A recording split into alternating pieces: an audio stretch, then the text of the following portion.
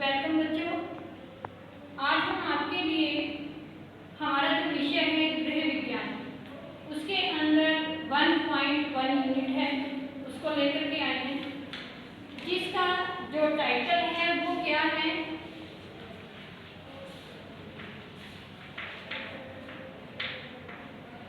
वृद्धि तथा विकास।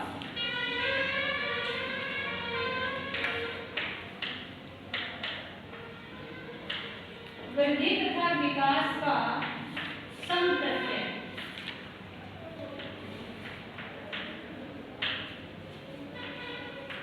वृद्धि और विकास का समप्रत्यय, इसको लेकर के आए हैं। इसके बारे में अभी हम यहाँ पर चर्चा करेंगे। सबसे पहले हम ये जानेंगे कि वृद्धि और विकास की परिभाषा। जो वृद्धि और विकास, आपको पता है वृद्धि का मतलब है बढ़ना और विकास का मतलब भी बढ़ाना, तो इसका क्या मतलब है? व्यक्ति की वृद्धि और विकास की प्रक्रिया का अध्ययन बहुत ही महत्वपूर्ण होता है। इनके दोनों के बारे में जानना अति आवश्यक है, क्योंकि वृद्धि और विकास के स्वरूप को जाने बिना एक अध्यापक विद्यार्थियों की सहायता नहीं कर सकता, न ही संपूर्ण शिक्षा प्रणाली निर्धारित कर सकता। शिक्षा के मुख्य उद्देश्य सर्वांगीण विकास को प्राप्त करना भी वृद्धि और विकास के अध्ययन के अभाव में असंभव हो जाएगा। यहाँ पर वृद्धि और विकास, अब उसका अर्थ है, यहाँ पर हम इसका अर्थ बताएंगे।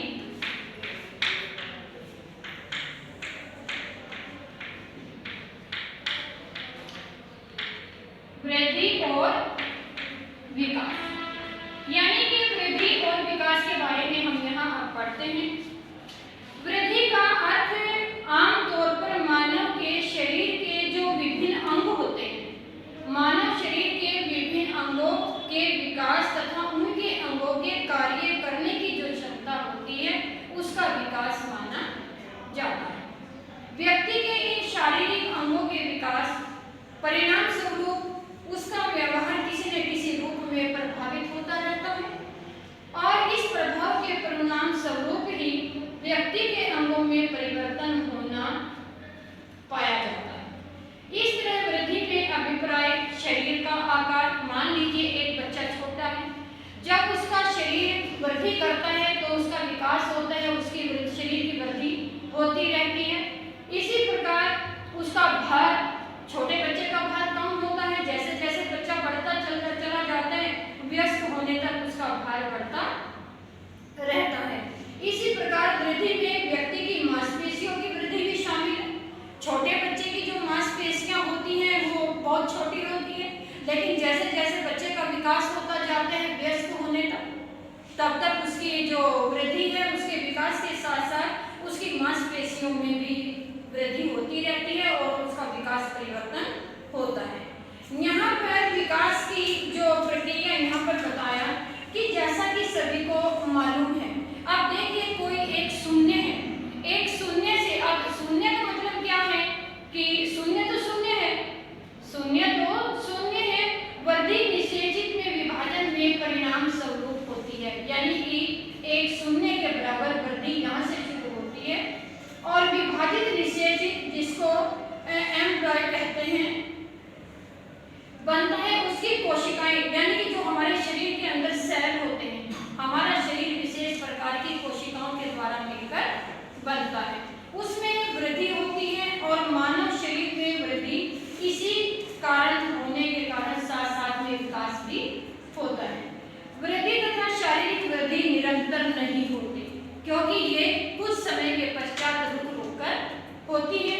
इसकी गति एक जैसी भी नहीं होती, वृद्धि की गति में परिवर्तन आते रहते हैं, किसी विशेष समय पर वृद्धि होती रहती है और तथा इसके पश्चात यह जब एक निश्चित समय आता है उसके पश्चात यह वृद्धि रुक भी जाती है। वृद्धि एक विशेष पद्धति है, यानी कि एक विशेष पैटर्न है और उसके आंतरिक रूप से होती है। शिशु काल में वृद्धि की गति बहुत तीव्र होती है। शिशु काल, जब बच्चा शैशव काल में होता है, उसकी वृद्धि बहुत तीव्र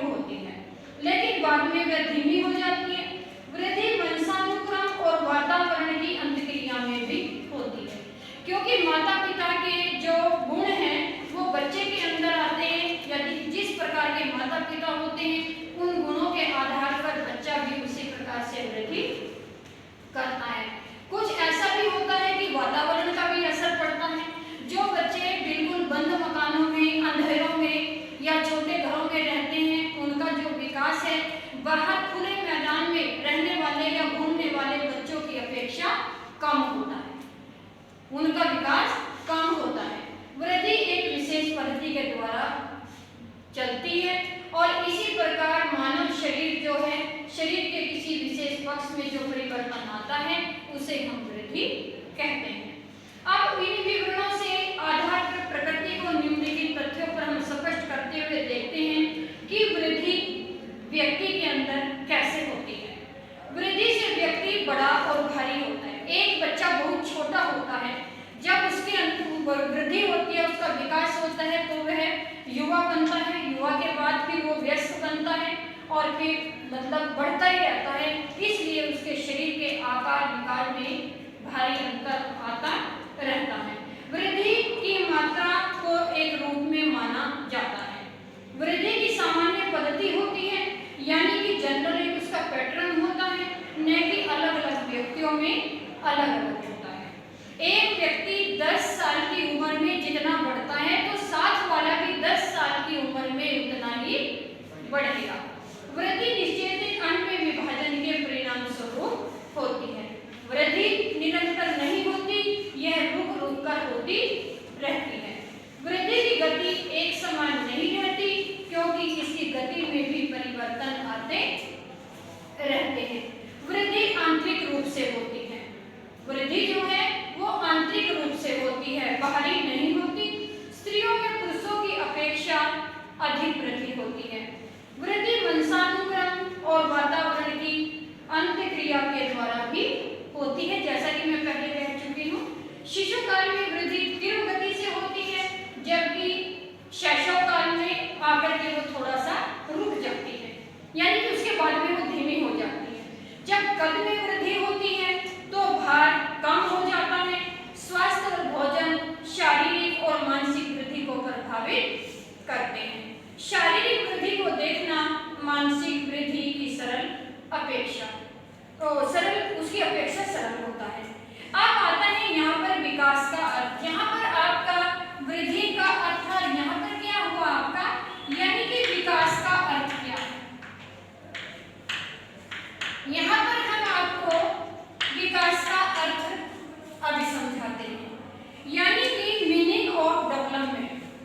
विकास शब्द उन्नति से संबंधित परिवर्तनों की ओर संकेत करता है, यानी कि परिपक्वता। जब मैच्योरिटी आ जाती है, बच्चा मैच्योर हो जाता है, तो यहाँ पर उसकी ओर अग्रसर करता है, यानी कि मैच्योरिटी की ओर अग्रसर करता है। मानव के आकार और उसकी रचना में गुणात्मक और मात्रात्मक परिवर्तनों के कारण उसके कार्य संबंधी सुधार आ जाते हैं। अतः विकास परिपक्वता की एक प्रक्रिया है। अधिकतर शारीरिक विकास शारीरिक वृद्धि पर निर्भर करता है। वृद्धि और विकास के इस बुनियादी संबंध के कारण वृद्धि और विकास शब्दों को एक दूसरे के लिए प्रयोग किया जाता है। यानी वृद्धि की भांति विकास की भी अपनी एक विशेष प्रवृत्ति होती है, प्रकृति होती है। विकास की भी अपनी एक निश्चित पद्धति होती है।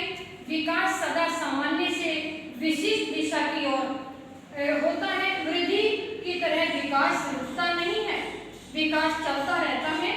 यह जन्म से लेकर मृत्यु तक निरंतर होता रहता है। जैसे भार होता है, शरीर का भार बचपन से लेकर के बुजुर्ग अवस्था तक भी, यानी कि जो बुढ़ापा अवस्था होती है, वहां तक भी भार बढ़ता रहता है। उसकी कोई गति रुकती नहीं है। यदि घटता है तो घटता भी रहता है, उसकी वृद्धि के अंदर कोई रुकावट नहीं होती। वास्तव में विकास शब्द का प्रयोग सभी प्रकार के परिवर्तनों के लिए प्रयुक्त होता है, जिससे व्यक्ति की कार्य क्षमता, कार्य कुशलता और व्यवहार में प्रगति होती है। इस दृष्टि से विकास का अर्थ वृद्धि की अपेक्षा व्यापक है। विकास के विस्तृत अर्थ में ही वृद्धि भी शामिल होती है।